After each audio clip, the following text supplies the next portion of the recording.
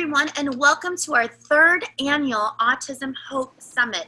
So excited to be able to bring you some of our top experts across the country. Well, today we have an amazing speaker. I have known her for years, and you guys are in for such a treat. I'd like to welcome Sueson Vess. Thank you for being here. Thank you so much for having me. It's an honor and a privilege.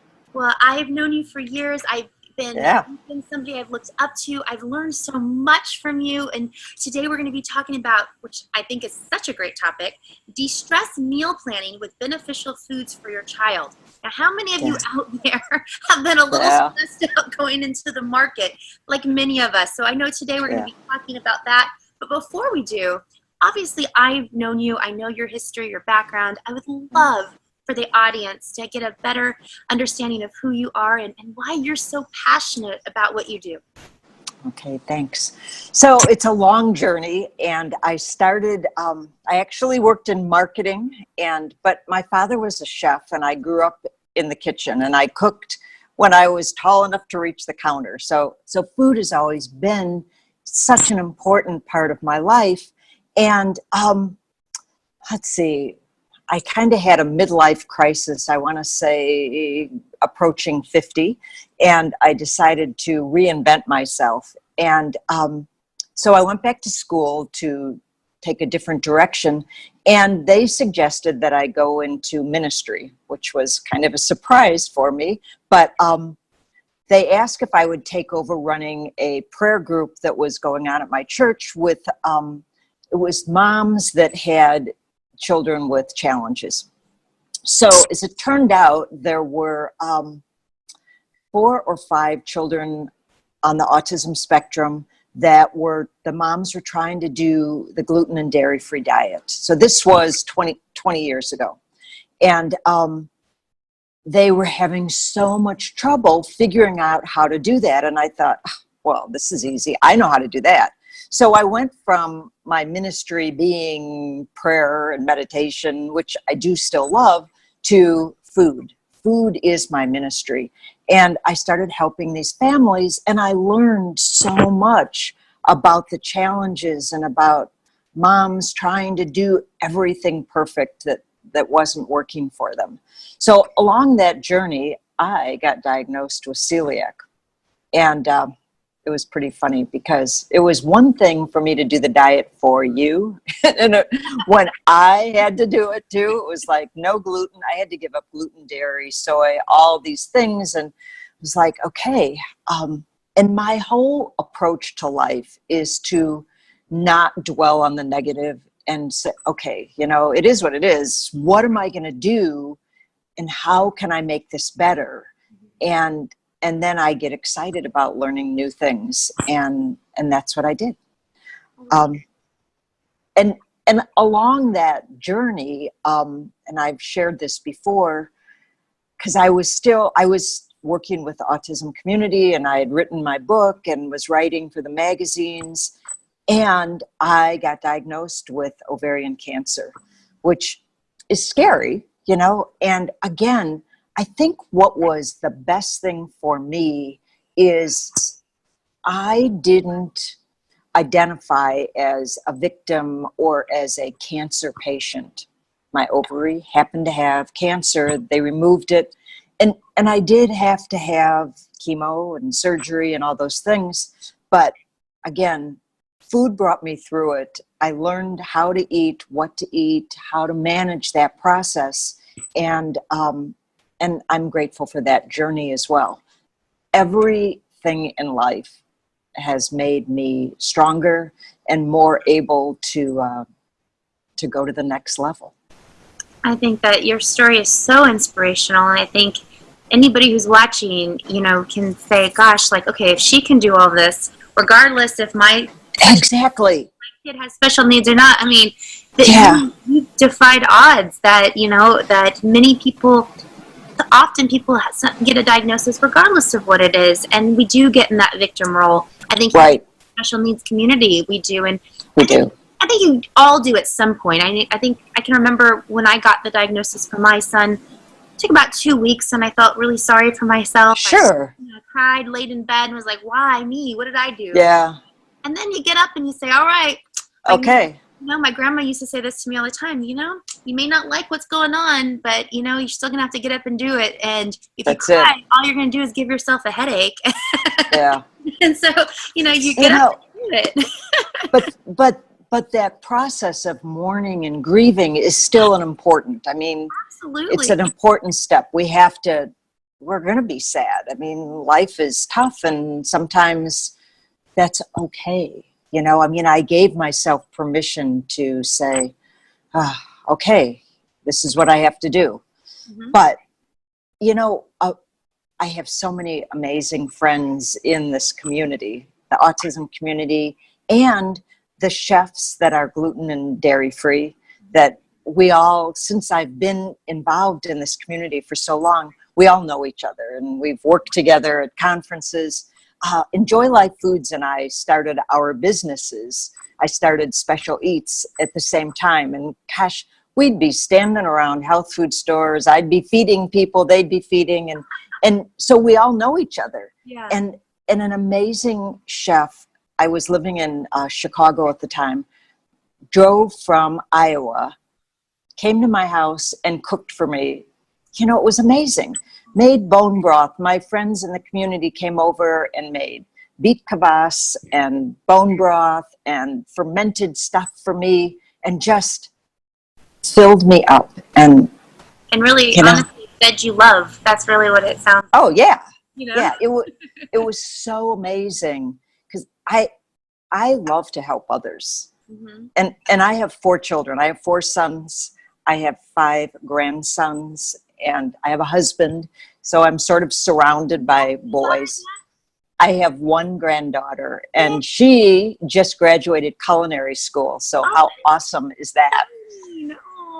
It's so good. It's great. But anyway, I've got a lot of testosterone in my family, and so I've always cooked and cared for other people, and asking for help is hard. Mm-hmm. But that is the key, that your strength shows when you are able to reach out and ask for help.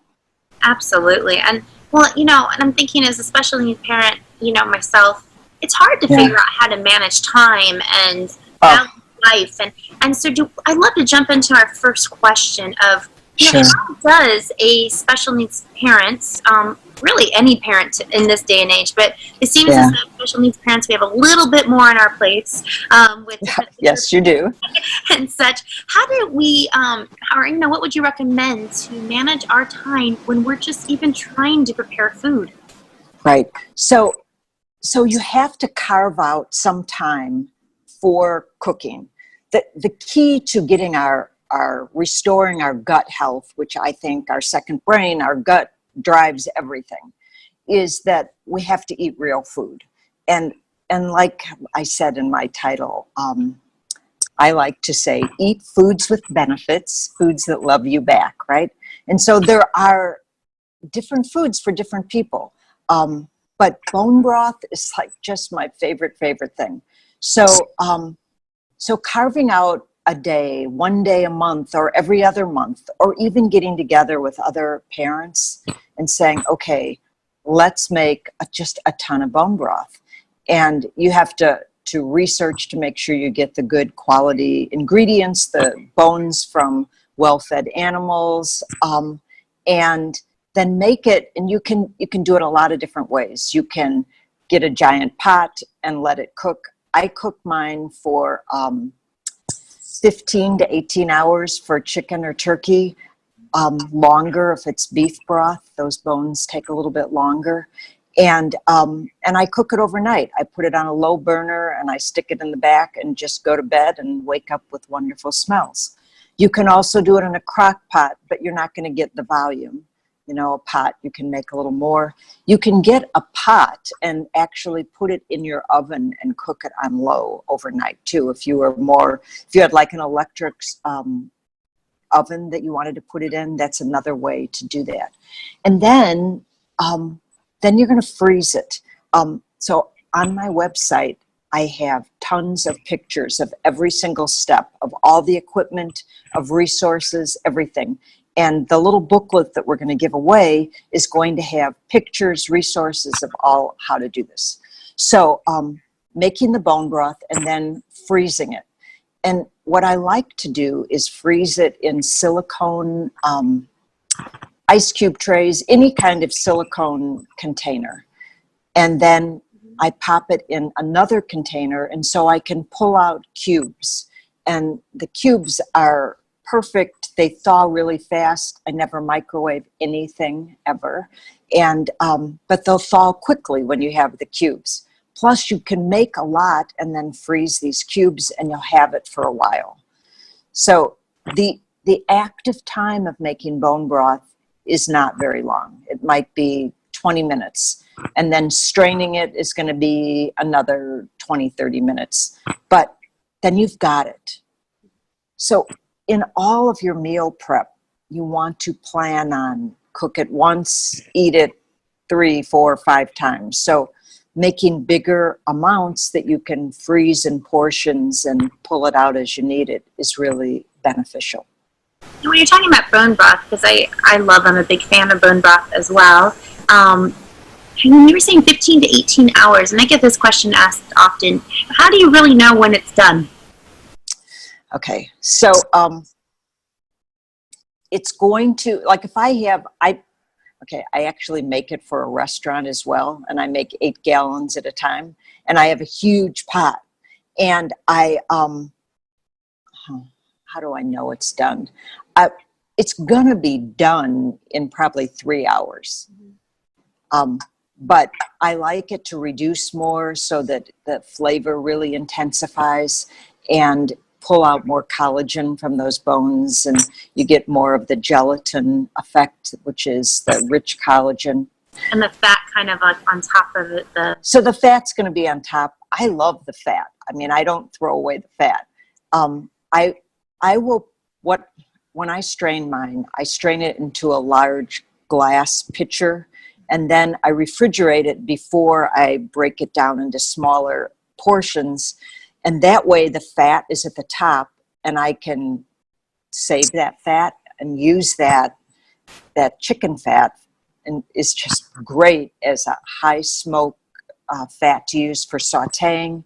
But I also like to make sure I keep a little bit in my broth when I use it. It definitely tastes good too. It tastes great, yeah. So I put veggies in mine. I put onions, carrots, celery, leeks. I put bay leaves. I put some other aromatics, and I also add kombu, which is a sea vegetable, and it adds micronutrients as well.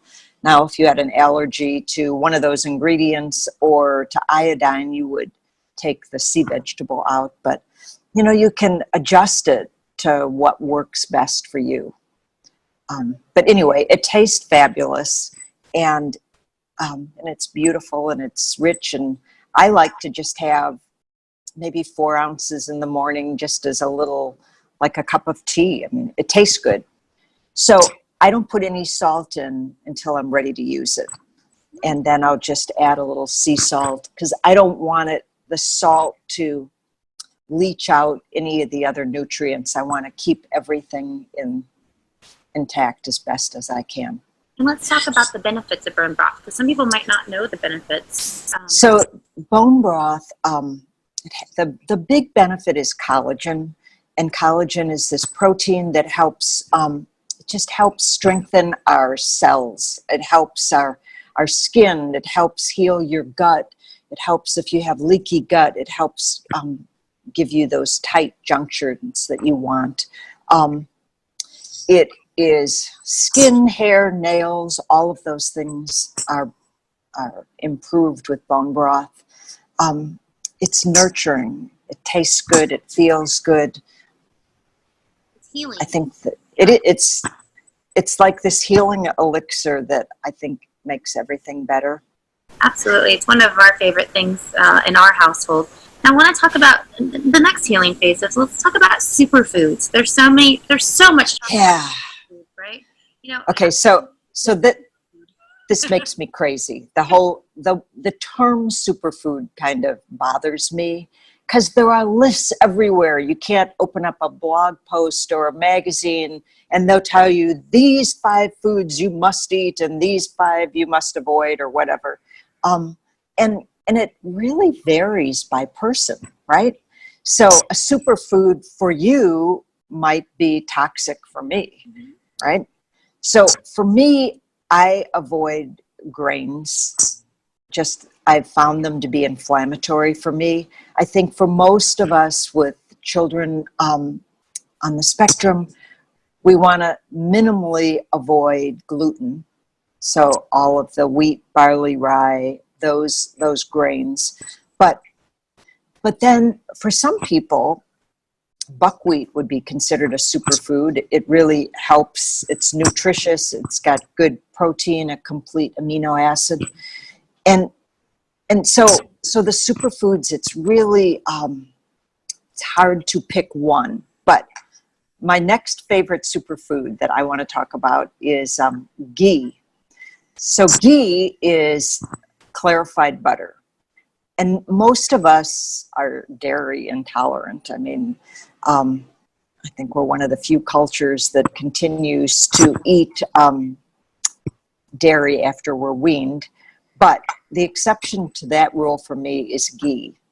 And so I make ghee, and I make it from organic grass-fed butter. Grass-fed is the key. Organic, if you can get organic grass-fed, is even better. And you can buy ghee, but you can make it for a fraction of the cost. And so I have a dear friend who's a nutritionist from India, and she taught me to make ghee, and it tastes so much better when you make it yourself, and it's beautiful. It's so amazing. But so I love ghee, and it is another healing food. We need fat. Our brains need it, our cells need it in order to absorb nutrients. So a healthy fat diet is a superfood diet. And I think people have the wrong idea about fats. There's so many fats out there, like in our household, avocado, coconut oil, good olive oil. All of them. These are all just, and I feel like, especially in the U.S., I can't speak about, other places. For some reason, we have this like taboo against fat. I know. All fats are bad, and yet, right. If you look at the Mediterranean kind of diet, exactly, so high in fats, and yeah. Have you ever seen anybody from Greece that's not beautiful? It's so true. They have good hair. They have good skin. They live longer. If you look at those blue zone countries, and they're not fat phobic. And every day I get people that will call me with questions about, oh, my cholesterol is high, and so I've stopped eating egg yolks. And it's like, no, stop, or I've cut the fat out, but they're eating corn chips and, all this kind of garbage food, and avoiding those good nutrient dense foods. And so avocado oil, olive oil, coconut oil, the new MCT oil, all of these oils are really beneficial for us. Really, I like to mix it up. I like sesame oil. If obviously if you have an allergy to sesame, you wouldn't have that, but there's different components to all those great oils. I avoid, quote, vegetable oils. I avoid soy, corn, peanut oils, and canola oil like the plague. And that means you have to stop buying processed foods, because that's the fat that they use, because it's cheap. Mm-hmm. And so use good quality oils, and the type of oil, avocado oil, ghee, those are high smoke oils. So if you wanted to saute something, that's what I would recommend. Olive oil, extra virgin olive oil, you don't want to saute in that. You want to use that to make sauces and dressings and put it on top. A little light heat is okay, but if you're going to be sauteing something, you want a good fat for that. what is your idea about coconut oil and cooking with I that? love coconut oil. Yeah. Although, as I may have told you, I recently had to give up coconut because I have a little intolerance to it, but I am going to do everything to heal that so that I can put it back in my life. I love coconut, and I recommend it as a great dairy alternative, and it's a good fat. Well, But there's always alternatives. and that's the thing. I remember, gosh, probably about 10 years ago, and I really have seen even more, I would say, probably in the last 5 or 6 years, where when you go to a market like Whole Foods, although we have so many other options now, I'm in California, and it used to be pretty much Whole Foods was we're the only place That was it. get anything. Right. In the traditional markets, maybe you could find a couple of things, but now it seems as though It's everywhere. which It's I love. awesome. It's so awesome, you know. Yeah. But what I loved was Yeah. I want to say about 5 or 6 years ago, I'm in the aisle and I thought, oh my gosh, there's a macadamia oil and there's this one. Exactly. I was so excited. I think I picked up about maybe 6 or 7 different oils because I couldn't believe that they had finally started carrying all this stuff. Yes. There's just honestly today, I feel like it's so much easier to shop for good, amazing food. You don't have to shop. You don't have to go super far. On top of that, we have Amazon now. You could pretty much almost get anything on that website. Yep. It feels like. I was just going to say the websites, between Amazon and Thrive Market, you can get anything, but not everywhere in the world has that option. And I will say that as I'm happen to be on vacation in the Virgin Islands, and they don't have the options, and their food is so much more expensive. So it's harder to eat healthy. And I'm really sensitive to that. Do they have things like just like basic avocados and Yeah. that? So avocados are great. And I eat an avocado a day, and sometimes more. I love avocados. And when I'm traveling to another country, I bring things with me. And absolutely. Go ahead, sorry. I just wanted to say I thought this was really funny. I brought bone broth from. Did you? Well, not my own because I couldn't bring the frozen stuff, but I did buy a good brand of ready-made bone broth so that I could have some here. Because even when I'm on vacation, I'm cooking most of my meals. We'll go out for dinner once in a while, but it's hard. I have to be careful about my diet as well. Well, and I know I want to be sensitive to those that are watching, because I know last year we had over 160 countries tune in. That's so amazing. And so I love that. Me too. There's always something that you're going to be. Yeah. So if you don't have something in your country, but like I said, like even yes, you can grab an avocado, or if you don't have an avocado, something, a coconut or something. Even butter. I mean, I bought some good grass-fed butter here, and the first day I was here, I made a batch of ghee, so I was prepared. And you can travel with nuts and bring nuts and seeds that are appropriate for you. So I brought that with me, and so ghee and bone broth are my 2 favorite superfoods, but I want to get more superfoods. Okay. I think that and it depends. So I always joke that I'm probably the only chef that gets to talk about poop. I get to talk about, if you're constipated, and so many of our kids they have gut issues and they either can't go or they can't stop. And so I have my stop and go foods that I like to call them. So prunes, dried plums that you really do want to get organic if you possibly can. It's not just that they have fiber. They have a component that's called sorbitol, and it's a sugar alcohol that is naturally found in dried plums that will soften the stool. So not only does eating prunes help you go to the bathroom, but if you are constipated and it's hard and it's hurting for your child, adding prunes will help that. So I have a recipe, because not everybody likes the texture of it, where you can cook the prunes and maybe some apricots with some spices and water, and it gets nice and soft and easy to digest. You can even puree it, and it's just a really nice creamy texture. And adding that to your diet will be very beneficial if you have the regularity as an issue. So the other side of it, if you can't stop, you don't want those prunes, right?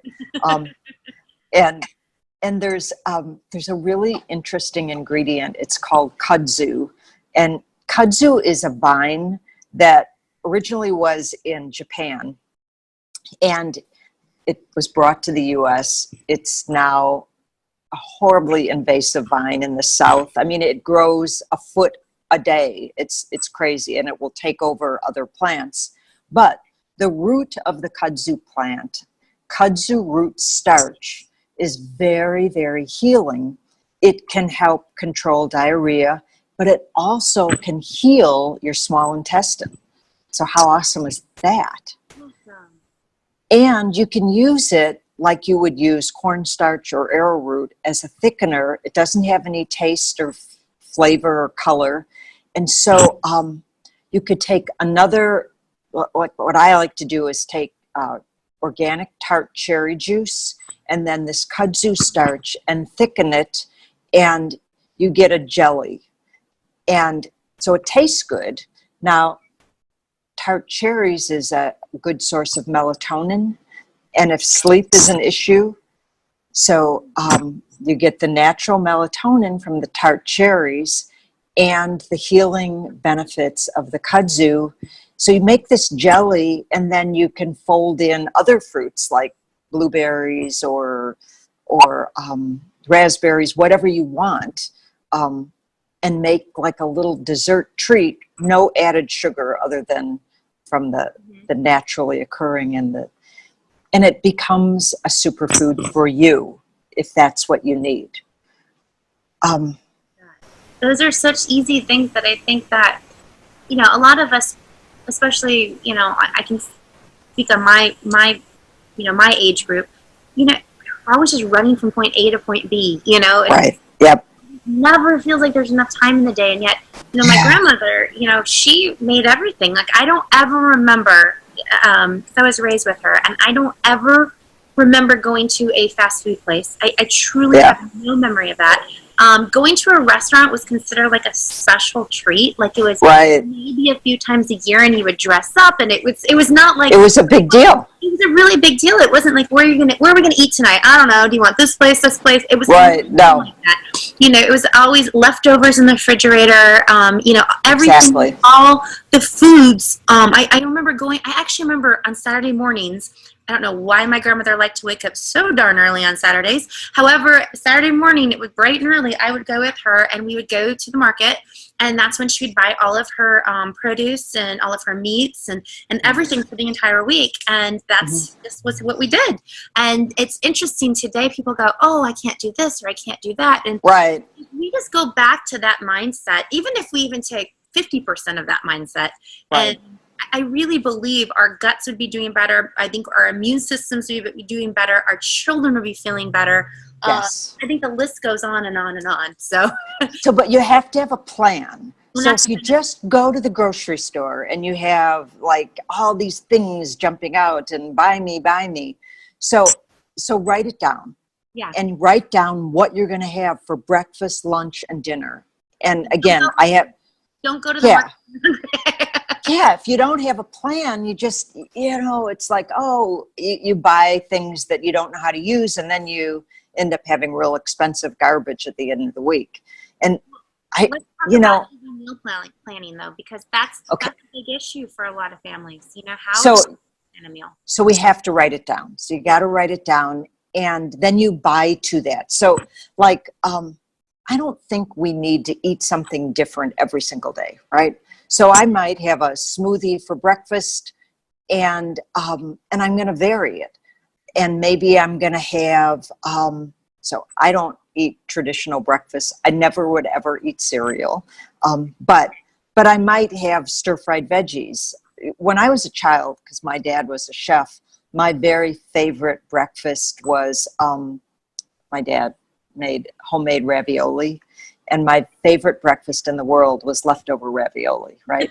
And that never occurred to me that that was weird, because that's what we ate. You know, we ate whatever we had left over. But again, so write it down and have a plan. And again, I have a template for everyone with suggestions that they can fill in the blank and say, okay, this is what I'm going to have for breakfast. Lunch and dinner are pretty much interchangeable. And depending on your schedule, you have leftovers that you can rotate into your lunches, can make big batches of soup or stews, or like, okay, meatloaf. And a meatloaf is not like our grandma's meatloaf, right?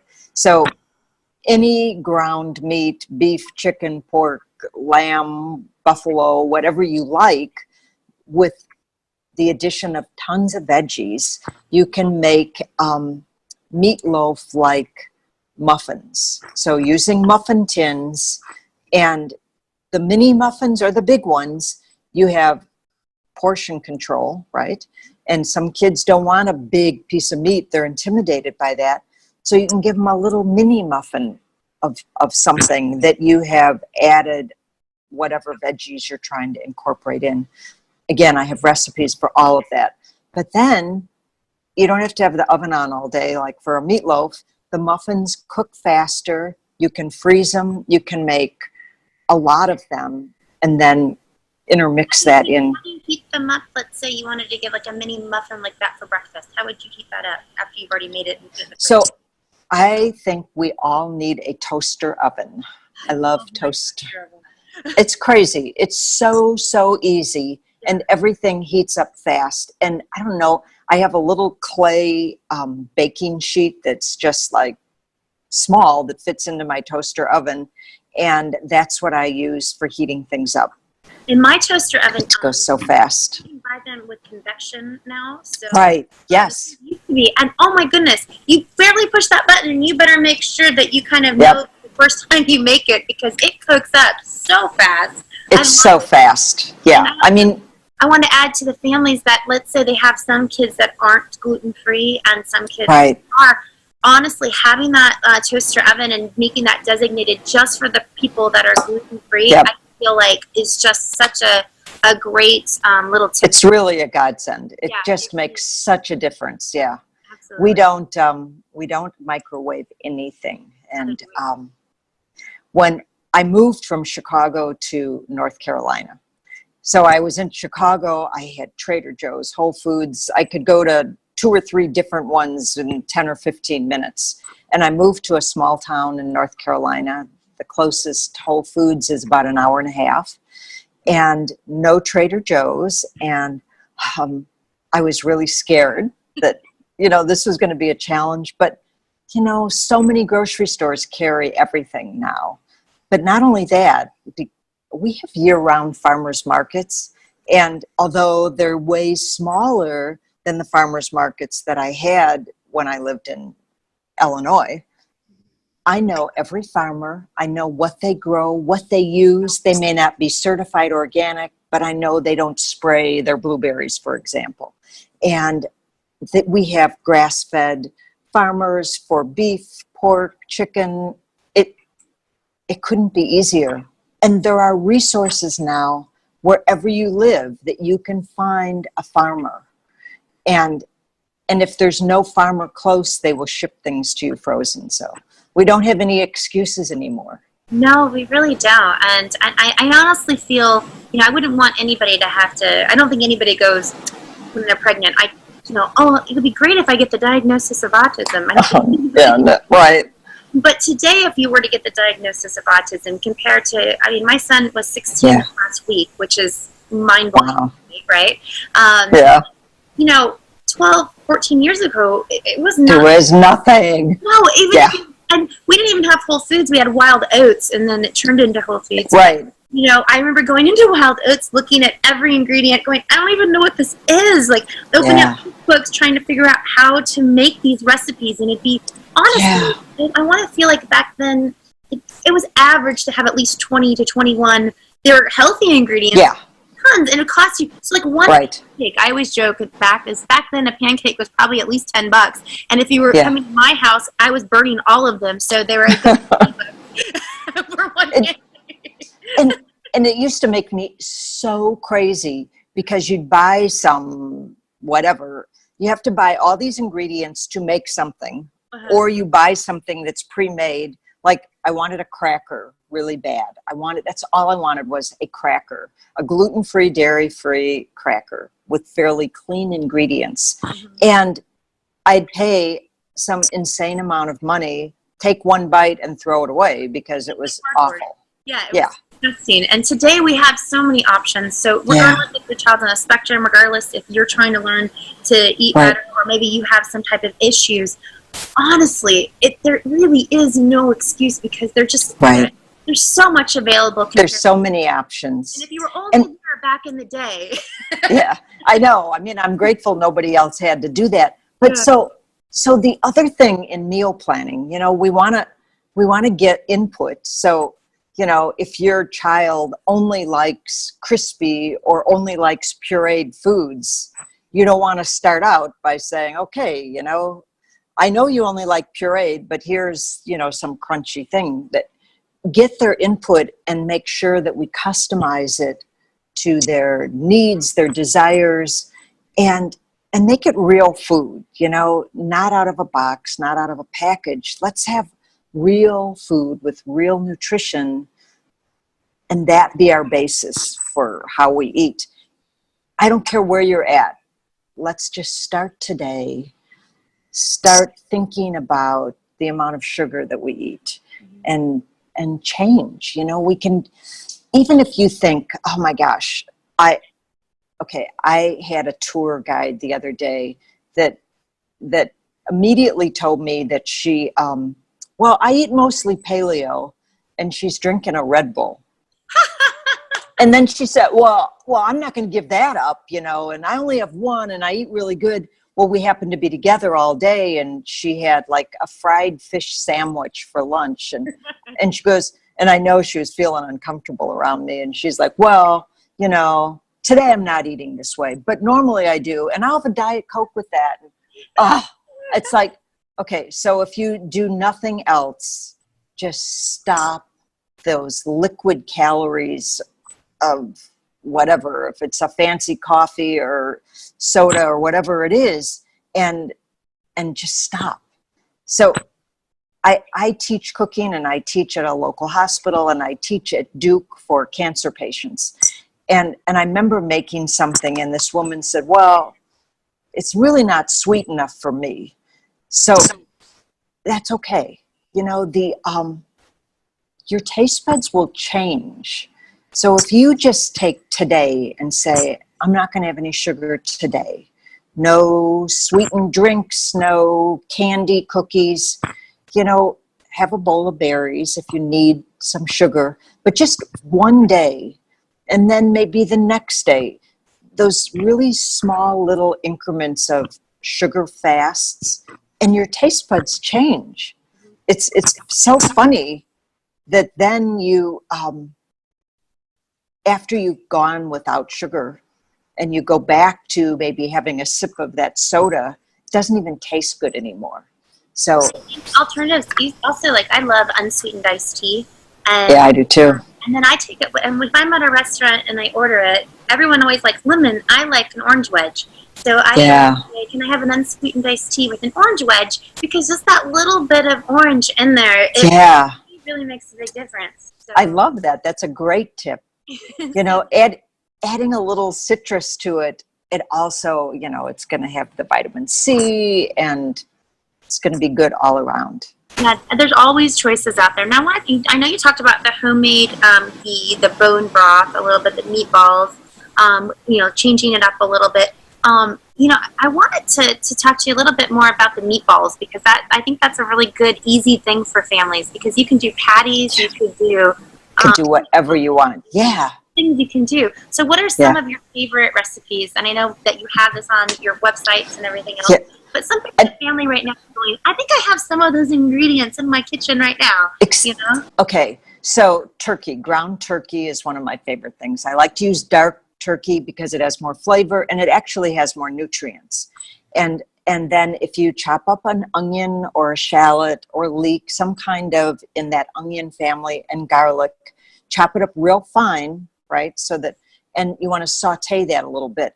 And you can add carrots, you can add spinach, you can add parsley, and then you want to season it, right? So I like to put in, you have to put it in with the fat. So the vegetables that are going to go into this meat patty, you need to saute them to soften them a little bit before you mix it with the meat. Just 2 or 3 minutes. But in with that fat, add some turmeric. So turmeric is a great anti-inflammatory, but it's a fat soluble. So you're going to add that in with the oil and a little pepper and salt. From there, you can add whatever you want. I love thyme, and most of us have that. If you don't have thyme, maybe you have an Italian seasoning blend. You can add that, or a Greek seasoning, you know, or herbs de Provence is kind of a French. Doesn't matter, whatever you choose it to be. And then you add that, about a teaspoon of seasoning per pound of meat, along with your onion. I like to put greens. I use kale, spinach, Swiss chard, whatever green you have access to. Chop that, throw it all in there. And then after you've sauteed it, you mix it and put it in your little muffin tins and cook it off. So even on vacation, I did that. And I had very few ingredients to work with, but I found some buffalo, I found some grass-fed beef and some turkey, and I made different meatballs. And, you know, and if you want, so for kids, my kids love to have something to dip it in. And I'm not a big fan of ketchup because it has a lot of sugar in it. So making a sauce, you can make, there's this amazing sauce that is called chimichurri, and it's a South American kind of a pesto, but it's primarily, not onion, it's garlic and parsley and lemon juice, and you puree it with some olive oil. It lasts forever, and you can keep it in the refrigerator or even freeze it, and it takes the flavor of anything and makes it better. So you can dip that, and the parsley is such a superfood, and it has all these great antioxidants that are just going to boost your health as well as that flavor. Now, the tins that you put them in, like, I know, just a muffin tin of some sort, correct? Right. So there's a lot of different kinds. I'm an anti-aluminum person, right? So you can get those little papers to put in there, little cups, and they have them that are unbleached, that don't have, you know, dyes and stuff. Or they even sell, and they're not as fun to clean, but you can get like those clay type of pots. They have muffin tins made out of that baked clay, or silicone. Silicone doesn't have any bad things in it, so you can get the silicone muffin tins and use those to bake in. You could also freeze in them, but the silicone's fun because it's real easy to pop it out, you know, after it's cold. I don't remember where it was at. It was a cooking kind of store. They had all these really cool stuff, you know. Yeah. I'm sure you can get it online. I'm sure there's other places, but it was really, they had the silicone, like muffin kind of thing. However, they had them in different characters. So they had, and shapes. So they had hearts, Yes. superheroes, they had tentacles. Yep. And I just thought, oh, what it's a great. So fun. So then you could actually take this idea and you could put it, and how fun in the morning. Think about this. I mean, honestly, you can make an egg and you can pop up. That's right.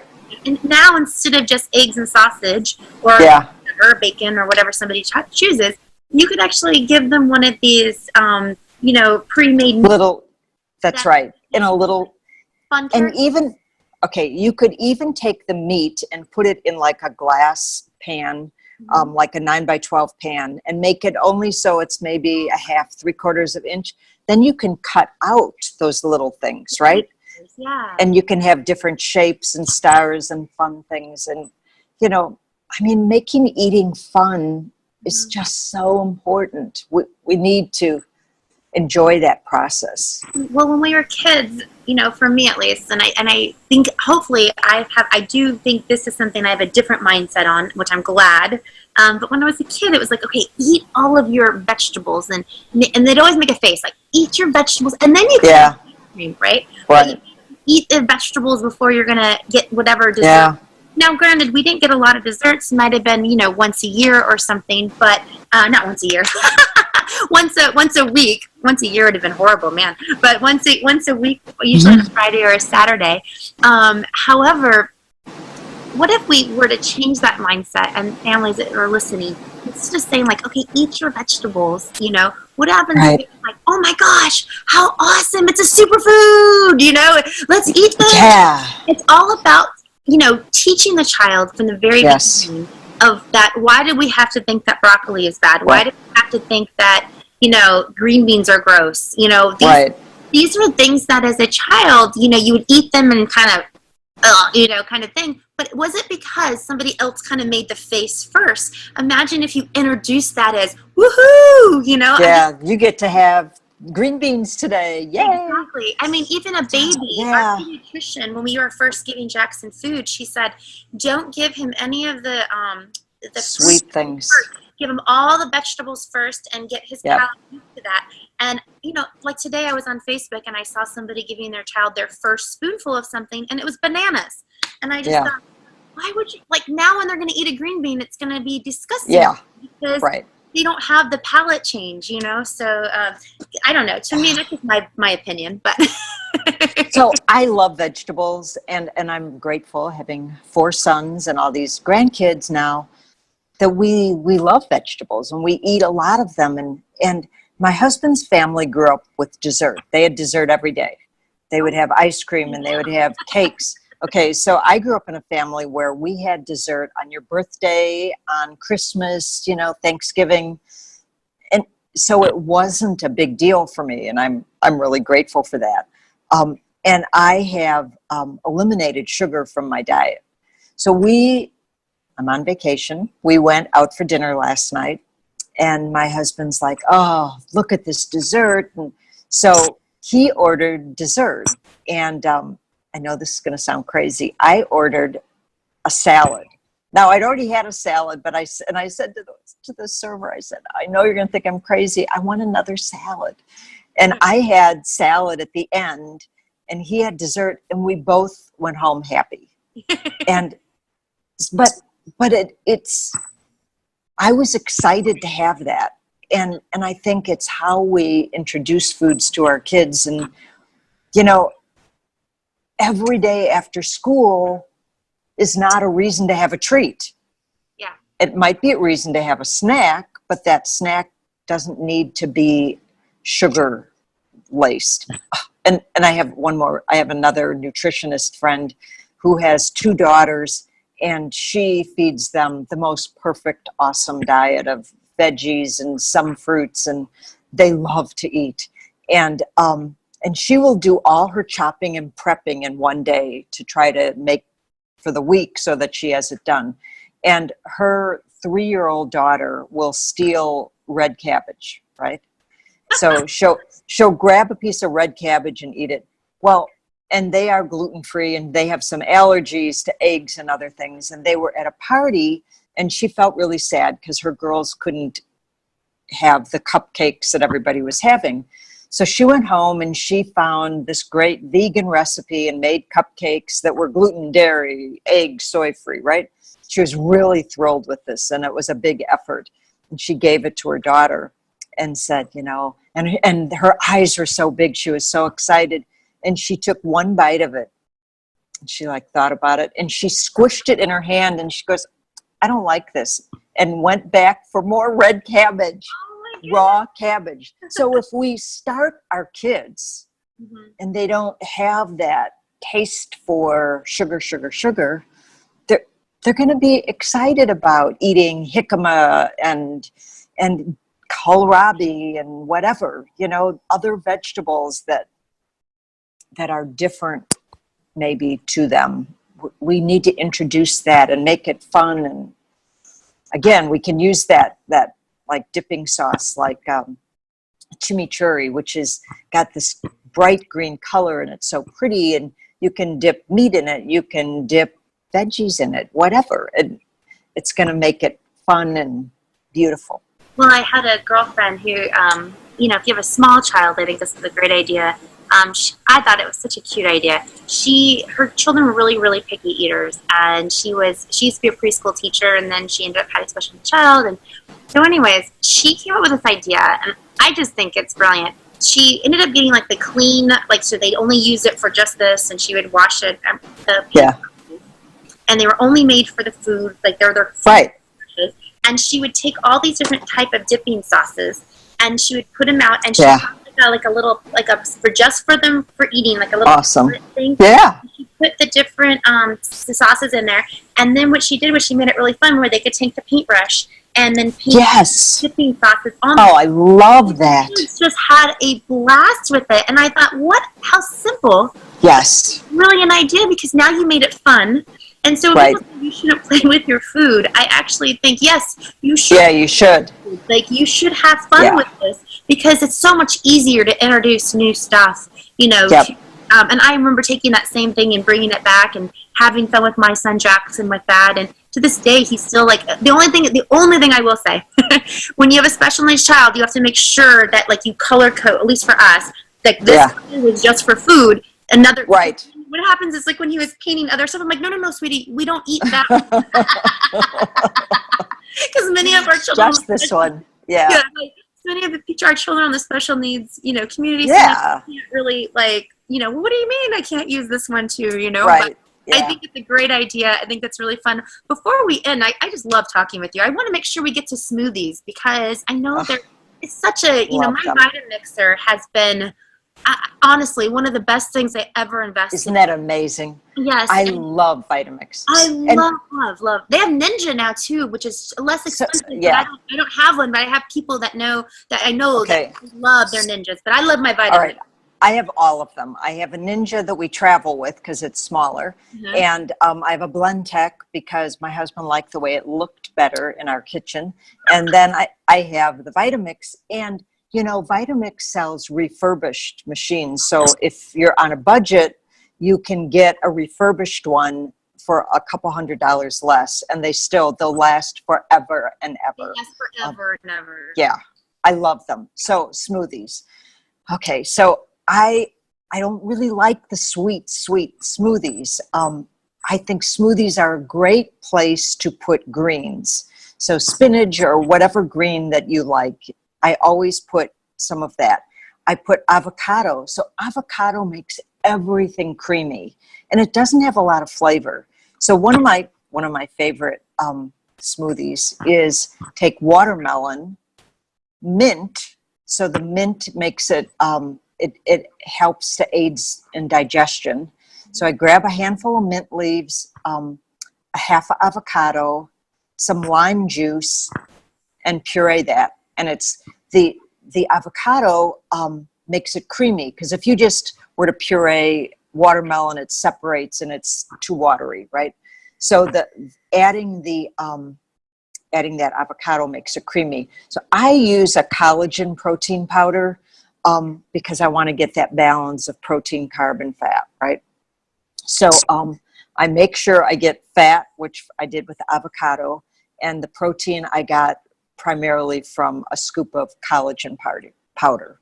You want to get it from clean sources, but whatever protein you think is best for you and for your need. Another one that, let's see, okay, so I will take almond butter and coconut milk, and I add chai spices to that.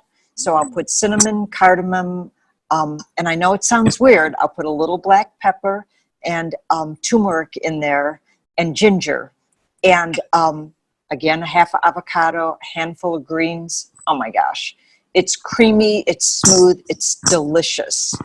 I have one where I put a cucumber and greens and a half of avocado, and sometimes I'll use coconut water, Sometimes I use coconut milk. Now I like cashew milk is my new thing that I've been enjoying. Sometimes I'll put a handful of walnuts in just to get, depending on what works for you. For somebody, it might be chia seeds or flax seeds or hemp seeds. But we all have different needs, and there's going to be one that works for you. We can mix it up. But I have all the recipes for smoothies. Smoothies are a good afternoon snack, a little pick-me-up. And I don't mean a 16-ounce smoothie, like 8 ounces or 4 ounces, so it's not crazy too much. Now, I know for me, because I have to go to work, and I try to work with my son in the morning, so I try not to take any morning meetings, because you have to kind of make the world make sense for you, and that's something I started learning. I used to say yes to everything. And yes, I understand. And then about 5 or 6 years ago, I said, I have to make the world make sense for me and my life, and so I typically work into the evenings, but I try to spend the first part of my day with my son, because that's a really big priority to me, right? And that's how my world works. But I love making smoothies, and I find great recipes. I can't wait to try some of yours. I'm like trying to mentally put all those in my head. Like, okay, how would she put? What'd she say? No, I have it all written down for everybody. Oh, good. Okay, so guys, you don't have to stress like I just did. You're going to get all these recipes, which is really great. And so one thing I do is I'll make the smoothies because I want him to have, I give him a little bit in the morning. It's depending on what he wants. I give him options. So, do you want this or do you want that? Sometimes he doesn't want a lot in the morning, in the first part of the day. I don't know why. I don't push it on him. I just say, here it is. And I notice by the 10 minutes later, the smoothie's gone. But I also want him to have an afternoon snack, and so that's part of the thing I, put in the fridge. One thing what will happen is the smoothie, you do either need to put it in a shaker cup and kind of shake it up, at least mine do, or whoever's making it might reblend it. But what an easy thing if your child's going to school, you could literally put that in they have shaker cups now, or even thermoses. They're amazing. They're wonderful. So it's a great, to me, versus the juice boxes and things that people buy, why would you not horrible. Just, make your own. Yeah, absolutely. So that's my 2 cents, on that. I want to talk to you about the free gift that you're going to be giving to everybody watching. It's Foods with Benefits mini book with essential recipes. Many of the recipes we're talking about today. Yes, it has a meal plan. It has my lists of favorite foods and my best and worst kind of, not superfoods because I get so frustrated by that, but a list of foods that are beneficial and what they are. So it's going to have breakfast, lunch, dinner, and snack options. So it's going to include smoothies. It is not going to include things like bacon and eggs. You can have that. A lot of us can't have eggs, so I want to walk away from that kind of mindset. It's going to be grain-free. It's going to be yummy, yummy, yummy with dipping sauces and things that work for you. But I want to say to everybody, wherever you are, start today eating real food. We can fine-tune it. If you have to give up different ingredients, there are solutions for everything. And that's what this little booklet is going to help you do. And I think, you broke it down so easy, really, truly, to where, honestly, everything you talked about, a good portion of that is already in our kitchens for the most part. Yeah. And now it's just about tweaking it and having, like we were talking about earlier, a different mindset. Now, if you guys love watching Sueson and you want to have Sueson in your living rooms and laptops forever, it's super easy. We have AutismHopeSummit.com. You can buy the whole summit, and not just Sueson, but over 25 experts worldwide. Everyone is here talking. And here's the coolest part. Every time you guys sign up and you actually buy the whole summit, every dollar that goes back, or every dollar you spend goes back to the Autism Hope Alliance, and that goes into our nutritional scholarship fund. Oh, I love that. that's our whole mission, is because we really believe what we put in our bodies has a direct effect on how we act, feel, and behave. And so that is what our mission Absolutely. is. And so it's a win-win for everybody. And so last words, Susan, for people that are either just getting diagnosed, they've been on this journey a long time, what is the last message you want to leave them with? Every meal that you cook with love. Just infuse that positive energy. Keep your focus on a higher level, on the positiveness of whatever it is you're doing, whether you're cooking, whether you're reading, just focus on what's good about it. And it will be good. Cook with love and your food is going to taste better. Be happy and joyous and grateful. Oh, I love that. Thank you for everything that you do to help our community. Thank you. It's been a real honor to learn from you and to become your friend throughout the years. And I know you're on vacation and you're taking time away from vacation. That's how passionate Susan is, because most of us wouldn't be like, hey, I'm on vacation and go help this community. So we know you love us. We love you right back. And to all of you guys watching, just never give up hope. There's always going to be. Always. Always. Until next time. Bye, guys.